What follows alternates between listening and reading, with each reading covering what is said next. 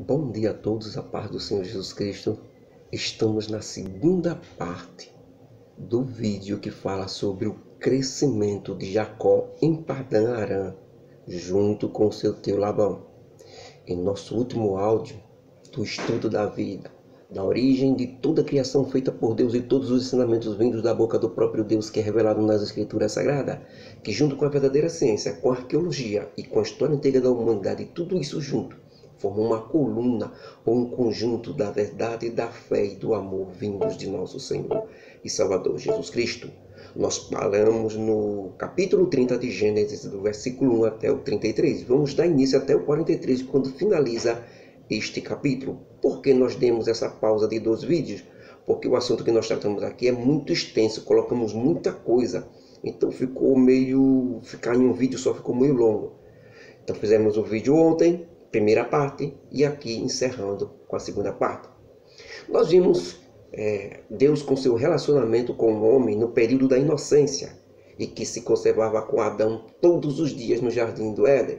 Mas Adão pecou e foi expulso do jardim do Éden, por isso agora inicia o período da consciência, em que o homem vai tentar restaurar aquela conversa que ele tinha com Deus, e que depois do pecado não pôde mais. Agora era através de altares, ofertas a Deus, sacrifícios, mas não deu certo, porque Caim, filho mais velho de Adão, matou seu irmão Abel e se auto-amaldiçoou e foi banido para longe de Adão. E lá começou sua própria civilização com sua irmã como esposa. Depois de muitos anos, se misturou a civilização de Adão com a civilização amaldiçoada de Caim. Essa união transformou os homens em verdadeiros monstros que só se pôde parar com o dilúvio do tempo de Noé. Então veio o período do governo humano. Noé, com seus 3 filhos, Sem, Cão e Jafé, povoaram novamente a terra e se transformaram em um único governo central. Mas Nirode, neto de Noé, se rebelou contra o governo de Noé e de seus 3 filhos, construiu a cidade de Babilônia e construiu a torre de Babel dentro de Babilônia. E depois de sua morte, a sua esposa, Seminares, criou a primeira religião do planeta Terra, exatamente com ela em pé numa estátua e seu filho Tamos no colo, filho de Nirode. Eram adorados como a rainha dos céus com seu filho no colo. Com isso, Deus deixa de tentar restaurar a humanidade em geral, pois sabe que o homem é mau desde a sua raiz e ruim por sua própria natureza. Por isso decide fazer um povo, uma nação separada que servisse somente a Deus e a mais ninguém. Este homem ruim desde a sua raiz, irmãos, eu quis me referir desde que ele cometeu o pecado. Porque antes do pecado o homem era perfeito, certo? Só que ele tinha o poder de decisão de escolha. Apesar de ser perfeito, ele tinha o poder de decisão. Então ele decidiu desobedecer. Quando ele decidiu desobedecer, aí é que é a raiz, quando começa todo o mal, sim. Colocou no homem e não saiu mais. Só com a morte do Senhor e Salvador Jesus Cristo. Então, irmãos, em nosso último estudo de toda a criação feita por Deus, estamos no tempo do período dos patriarcas, e como muitos chamam, o período da promessa. Isso se deve por causa da promessa de Deus feita a Abraão, primeiro considerado patriarca. Deus prometeu a Abraão a terra de Canaã, chamada de terra da promessa, quando ele ainda estava vivendo com sua família em Ur dos Caldeus, uma terra distante de Canaã. Deus disse a Abraão também que seus filhos seriam uma grande nação, como se fosse a areia do mar, e como a multidão, como se fossem as estrelas do céu, e grande quantidade de números, e que essa nação, que hoje sabemos que é a nação de Israel, pois são descendentes de Abraão, seria separada de todas as outras nações da terra. Seria também uma propriedade particular de Deus, ou seja, Israel, a nação de Israel, ou o povo judeu, ou até mesmo, como é conhecido hoje, o Estado de Israel pertence exclusivamente a Deus. Mas se for assim, e as outras nações pertencem a quem? O diabo? Em termos de controle de homens e das sociedades dos mundos atuais, podemos até dizer que sim, é do diabo. E em outro termo, como criador, possuidor de tudo, podemos dizer que não. E isso, primeiro, porque todas as coisas criadas pertencem a Deus. Os céus, o universo, a terra, os homens, tudo pertence a Deus por direito em termos de criação. Ou seja, Deus criou tudo e Satanás, ou o diabo, não tem nada e não criou nada, porque Satanás é uma criatura também, então não tem direito a nada. Agora, dentro da criação de Deus existe um ser criado chamado homem, que tem direito de livre-arbítrio, dotado de inteligência, livre escolha e decisão, tanto para o bem como para o mal. O mais importante nessa situação do homem é que Deus deu o planeta Terra ao homem. Ele entregou o planeta Terra para o homem dominar e habitar, conforme o salmista diz no Salmo 115, versículo 16. Os céus são os céus do Senhor, mas a terra ele deu a Adão e a todos os seus descendentes, os homens. Também podemos confirmar que o Salmo 8 e o versículo do 3 até o 8 nos diz assim: quando admiro os teus céus, ó Deus, obra das tuas mãos, a lua, as estrelas, ali estabeleceste este universo tremendo e infinito. Pergunto a mim mesmo, quem é o homem para que tu te importes com ele? Ou o filho de Adão? Ou a humanidade para que tu venhas a visitá-lo? Tu o fizeste um pouco menor do que os anjos, mas o coroaste de glória e de honra. Tu fazes, Deus, com que os homens tenham domínio sobre as obras das tuas mãos. Tudo puseste debaixo dos pés dos homens, todas as ovelhas, bois, gados, animais do campo, aves do céu, peixes do mar. Tudo que passa pelas veredas do mar, tudo pertence ao homem. Baseado nesse fato, irmãos, podemos determinar que uma nação só vai pertencer a Deus se ela quiser. E uma nação só vai pertencer ao diabo se eles quiserem também. Mas num pensamento abrangente e geral, temos que estudar a seguinte verdade, que as nações na Terra são compostas de seres humanos. Ou seja, elas também têm o livre-arbítrio e o direito de escolha própria de pertencer a Deus ou não. Depende da população que compõe essa nação. Quer dizer que a população de um país é quem escolhe seu Deus.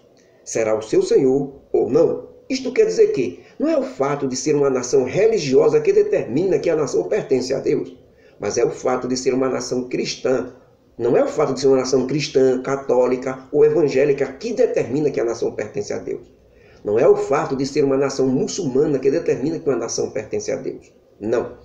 O que determina hoje que uma nação pertence a Deus é quando todos em geral dessa nação aceitam Jesus Cristo como Salvador de suas vidas, estudam seus ensinamentos e fazem e praticam aquilo que Jesus Cristo ensinou.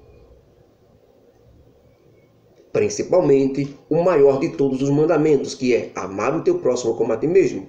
Se tiver uma nação assim, então esta nação pertence ao Senhor. E como vocês podem ver, não existe nenhuma nação na face desse planeta que faça isso. Por esse motivo, foi que Jesus Cristo disse que o mundo jaz ou dorme no maligno. Ou seja, Jesus Cristo quer dizer que as nações, a sociedade mundial, as culturas dos povos do mundo servem a Satanás, mesmo dizendo que estão com Deus. Somente os verdadeiros seguidores de Jesus Cristo, a igreja, formada por pessoas dos 4 cantos do planeta Terra, pessoas de todas as nações, cultura, costumes, mas que seguem e praticam os ensinamentos de Jesus Cristo e têm o Espírito Santo de Deus na sua vida, são os únicos povo que pertence a Deus hoje. O nome desse grupo de pessoas mundial chama-se igreja. Qualquer outro nome é falso, como por exemplo, igreja fulano de tal, igreja ciclano de tal. Isso quer dizer que é falso. A igreja não tem nome. O seu nome é igreja.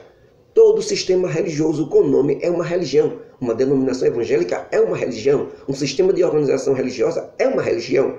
E jamais será a igreja verdadeira do Senhor Jesus Cristo.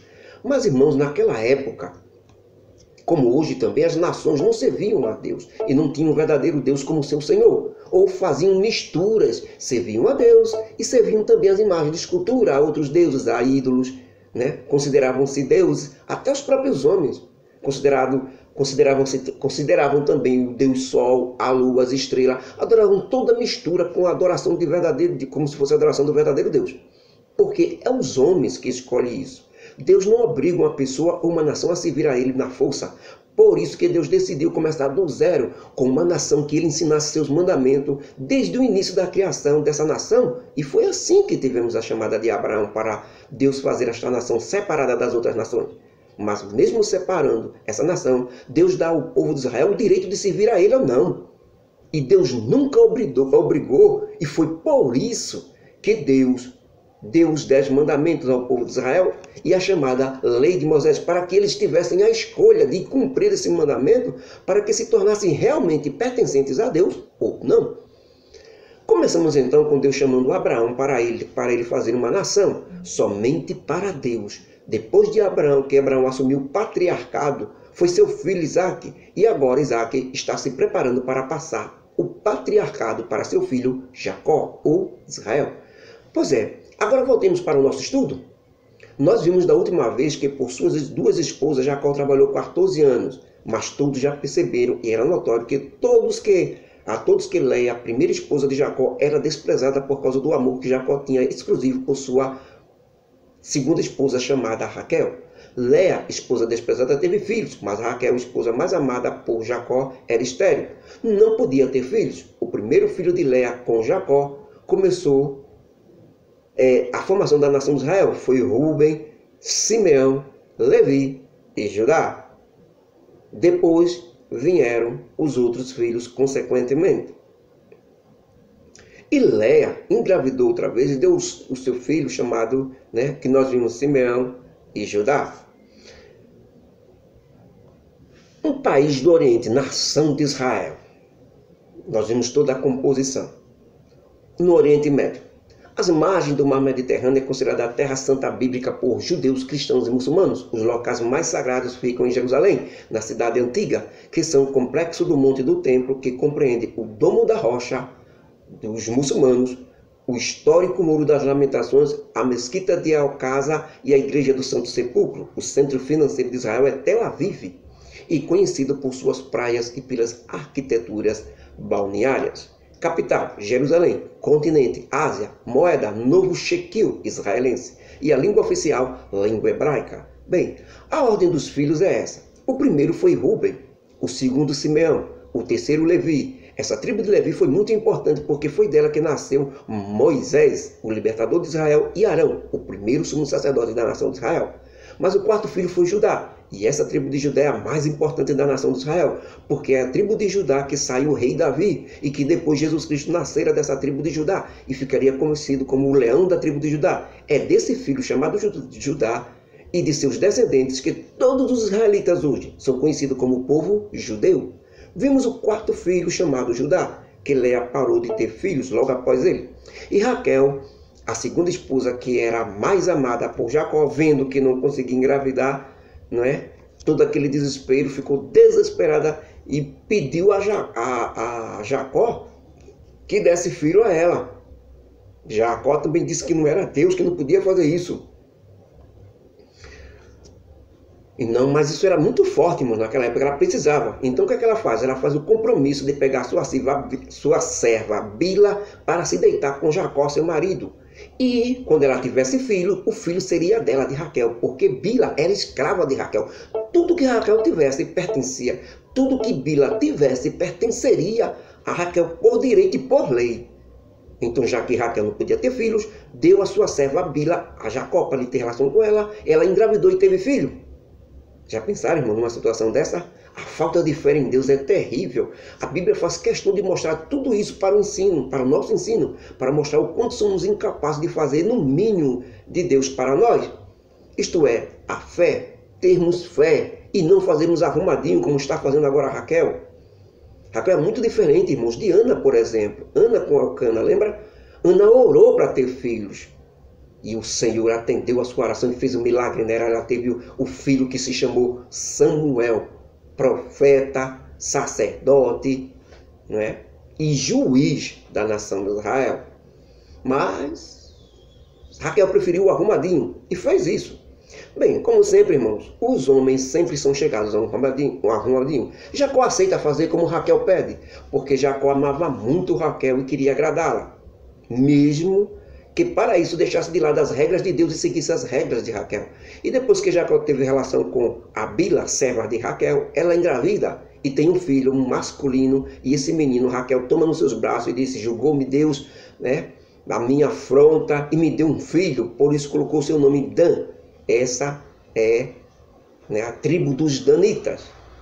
Depois Bila engravidou de novo e teve outro filho que ela chamou de Naphtali, E A própria Raquel chama isso de milagre, mas isso não é um milagre, irmãos.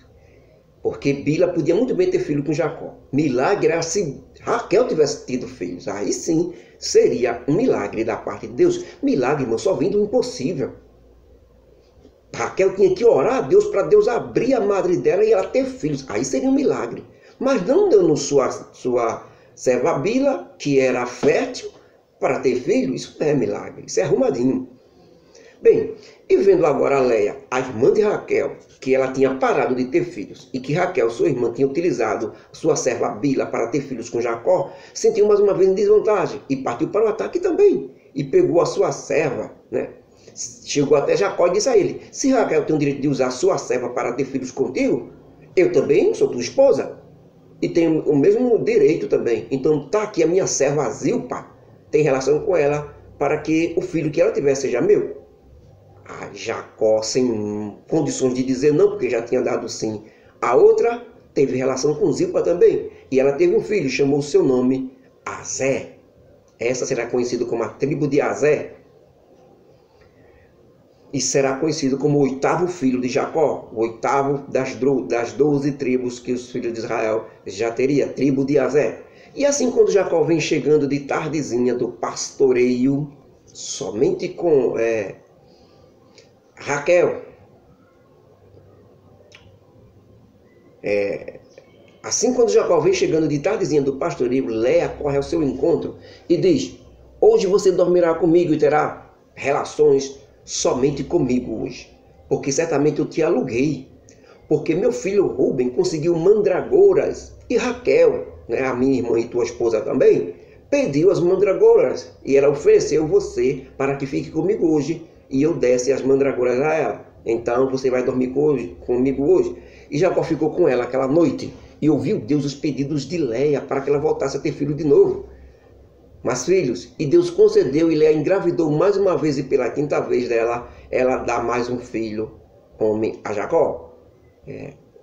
E ela disse, Deus me tem dado mais um galardão e chamou seu nome Isacar. Essa é conhecida como a tribo de Isacar. Mas ela ainda engravida de novo e teve o sexto filho, somente dela, sexto filho, para Jacó. E desta vez com alegria fora do limite ela diz, Deus me deu uma dádiva, dessa vez finalmente morará meu marido comigo, porque eu tenho lhe dado 6 filhos homem. E ela colocou o nome de Zebulon, este é o 10º filho homem de Jacó, será conhecido como a tribo de Zebulon. Ele é mais uma vez engravida, só que desta vez é uma mulher chamada Diná que nasce. A Bíblia não fala nada sobre Diná, pois só se refere aos homens. E Raquel, depois de ver a sua concorrente Leia praticamente se firmar como a mãe de vários filhos e várias tribos para Jacó, ou Israel, finalmente Raquel entra num verdadeiro propósito com Deus. Clama a Deus por misericórdia, ora muito a Deus para que ele tire aquela esterilidade dele. E o Senhor Deus opera um milagre em Raquel, escuta a sua oração e finalmente Raquel engravida e dá o seu primeiro filho a Jacó. Uma verdadeira bênção, e dessa vez tudo dentro das regras de Deus, através daquilo que Deus deixou para o seu seguidor fiel, feliz e forte, que é o milagre.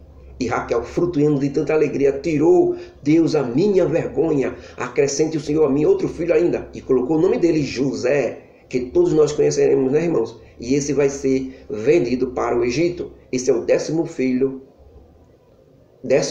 filho de Jacó, e será conhecido como a 11ª tribo dos filhos de Israel. Depois disso, irmão, Jacó chama seu tio Labão e disse, olha, agora eu vou embora, porque se eu ficar aqui contigo ainda, teus rebanhos são teus, né? Eu peguei teu rebanho pequeno e ele cresceu, agora é uma multidão. Já tenho a minha família, mas enquanto eu viver aqui contigo, nunca será minha família, nunca prosperarei sozinho, eu e minha família, não, sempre tudo será teu, então eu estou indo embora. E Labão disse, não faça isso não, te dou um salário. Mas ele disse, não, eu quero ter minha própria família e meu próprio rebanho. Aí Labão diz, e como é que eu vou fazer contigo? Que te darei de recompensa por tudo que tu fizeste para mim até agora? E Jacó responde, nada tu me darás, mas tu só farás uma coisa para mim. Eu vou voltar a apacentar o teu rebanho e vou colocar todo o rebanho separado no local. Todos os animais salpicados e malhados de cor, e todos os morenos entre os cordeiros, e os malhados e salpicados entre as cabras, e eu separarei para mim. Isto será o meu salário. Assim mesmo, você, sem precisar fazer nada, me dará o seu salário os filhotes que nascerem salpicados e malhados, morenos, cabritos, serão todos separados para mim, e depois disso eu irei embora. E assim como o rebanho inteiro, irmãos, era predominantemente branco, irmãos, eram poucos os malhados, salpicados e os pretos, era muito pouquinho. A maioria do rebanho gigantesco era tudo branco. Labão viu uma oportunidade sem igual de ainda ter muito lucro com Jacó. Tanto é que ele nem acredita na proposta de Jacó. Ele diz assim para Jacó: quem dera isso fosse desse jeito que tu está dizendo mesmo. Ou seja, é como se ele dissesse a Jacó: tu vai querer mesmo uma desvantagem dessa? Tu vai querer mesmo?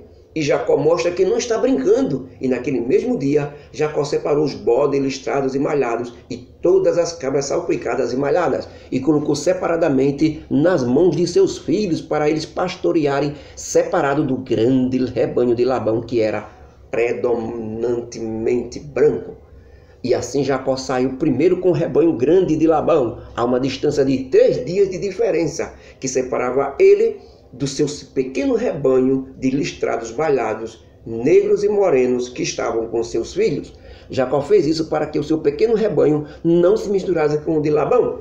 Depois Jacó pegou varas verdes de álamo e de aveleira, de castanheira, e decascou essas varas, fazendo aparecer a brancura que nas varas havia, e colocou essas varas nos bebedouros e locais de comida do rebanho de Labão.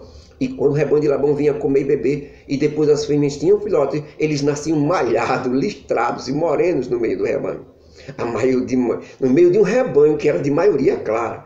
Para os listrados, todo moreno do rebanho de Labão, Jacó ia pegando. E Jacó colocou seu rebanho à parte, não colocou junto com o de Labão. Então toda vez que as ovelhas fortes iriam da cria, Jacó colocava as varas de um bebedouro bem na frente do rebanho, que refletia listras nas águas, que o rebanho iria beber, para que elas dessem crias ali diante das varas. Mas quando o rebanho era fraco, Jacó não colocava as varas, assim as fortes eram de Jacó e as fracas ficavam para Labão. E cresceu Jacó com essa técnica de tal maneira que teve muitos rebanhos, servas, servos, camelos e jumentos. Deus é abençoando. Irmãos, Jacó já estava com 11 filhos e uma filha.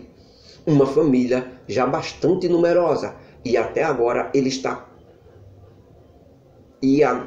ele continua ainda sem sua independência, mas está enriquecendo, porque tudo isso de bom de gado era de Labão.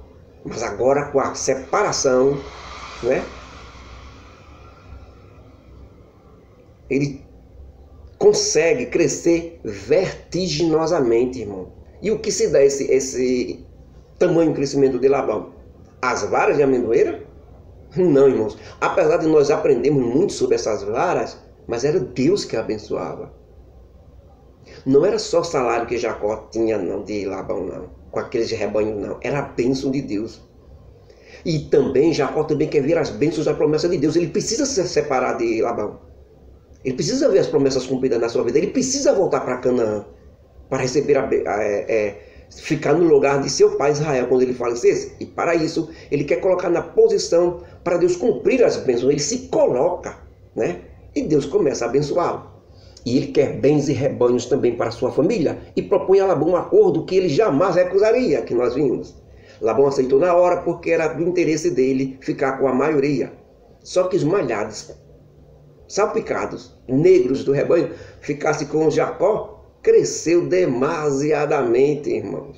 E isso aconteceu usando os recursos de varas que só um experiente pastor com sabedoria de Deus poderia produzir. Porque será que Jacó escolhe o álamo, aveleira e castanheira? Por que essas 3 varas? Primeiro, a vara do álamo, uma planta originária da Europa, Ásia e África. O álamo é uma árvore de porte médio a grande, que chega a alcançar 30 metros de altura, uma espécie de talhe elegante com um tronco ereto. E a copa mais ou menos densa, que forma de forma oval, ondular ou piramidal, de acordo com as suas variedades. As folhas são traboides, simples, alternas, com margens serrilhadas, sendo uma espécie dioica Os frutos são tipos cápsulas e se abrem revelando suas sementes. O álamo é uma árvore muito popular da Europa. Suas raízes são bastante agressivas, sendo preconizada no plantio seja realizado e pelo menos 15 metros de distância de solo úmidos. E resiste a curtos períodos de estiagem, suporta geada, frio intenso, até 24 graus centígrados. Segunda, a vara de aveleira. É uma pequena árvore de até 12 metros, originária da América e Ásia Menor. Aparece de forma espontânea, sem ser cultivada. Seu fruto é uma grande e sua semente uma avelã muito saborosa e rica em gorduras, apreciada por pequenos mamíferos como o esquilo, por exemplo. Precisa de clima suave e fresco para se desenvolver. O seu fruto avelã é seco e apreciado e consumido em todos os países do mundo. A terceira vara, a vara da castanheira. Normalmente cresce de 30 a 50 metros de altura. É de uma altura de 2 metros de diâmetro. É originária da Península Ibérica do Hemisfério Norte. Também é uma das espécies mais altas da Amazônia, a registro de castanheira, que alcança 50 metros de altura. Seu tronco é ereto, os galhos concentram na parte mais alta da árvore. A casca é acinzentada, suas flores são polinizadas por insetos que são atraídos por orquídeas e vivem perto delas. Se as orquídeas e os insetos morrerem, a castanheira não dá fruto. O fruto dela, a castanha, leva mais de 1 ano para amadurecer. É mais ou menos do tamanho de um coco e pesa até 2 kg. A casca do fruto é dura e abriga de 8 a 24 sementes. Depois de cair no chão, e se não for devoradas por roedores, as sementes levam de 12 a 18 meses para germinar uma árvore de castanheira, que pode viver cerca de 500 anos. Então, irmãos, todas essas 3 varas tinham influência natural, por incrível que pareça, no rebanho de Labão. Mas nada que justifique que por causa delas, ou através da mágica do rebanho, nascessem de jeito que Jacó queria, malhados e pintados e salpicados. Na hora das ovelhas e cabras de Labão darem suas crias, o contato natural. A vara do álamo deixava o rebanho de Jacó, tanto machos como fêmeas vistosos, como veloz e forte, como são as raízes do álamo. Ao escolher a vara da aveleira, o rebanho teria fêmeas gerando espontaneamente, como se fossem hoje verdadeiras reprodutoras. A carne seria como o fruto da avelã, saboroso e rico em proteínas. Tudo na ovelha é aproveitado, a lã, a carne, o couro. Já a vara da castanheira utilizada,